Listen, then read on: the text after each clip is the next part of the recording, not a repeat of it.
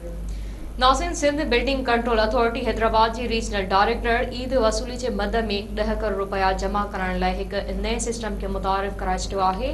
उन हवाले से टेलीफोन लाइन ते मौजूद है अब्दुल रसूल चांडियो। जी अब्दुल रसूल, कहिड़ा तफ़सील आहिनि? जी हाँ, बिल्कुल। Sindh building control authority Hyderabad के रीजनल डायरेक्टर मोहम्मद रकीब अहमद तरफां ईद की वसूली लाइ हिकिड़ो नओं सिस्टम मुतारिफ कराए छॾियो आहे।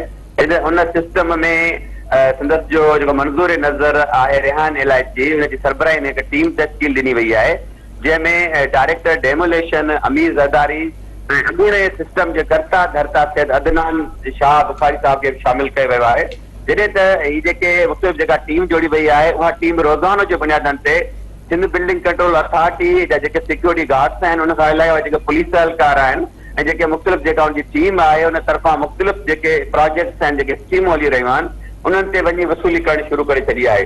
जॾहिं त जेका डायरेक्टर तरफ़ां जेका हीअ टीम जोड़ी वई आहे, उन में 10 करोड़ रुपए जो उन्हनि खे टारगेट ॾिनो वियो आहे। ईद जी वसूली जे मद में 10 करोड़ रुपया जेके आहिनि जमा कया वञनि। जॾहिं त डायरेक्टर डेमोलेशन अमीर ज़रदारी की अगवानी में मुख़्तलिफ़ हंधनि ते मुख़्तलिफ़ जेके स्कीमूं आहिनि, उते जेका टीम आहे उहा कमु करे रही आहे। जीअं सिस्टम में पहिरियां रेहान इलाइची जेको आहे उहो कराची में जेका SBA जो मुलाज़िम आहे, पर उहो कराची में जो मुलाज़िम थी हैदराबाद में मुख़्तलिफ़ जेके मामलात आहिनि उहे संभाले रहियो आहे।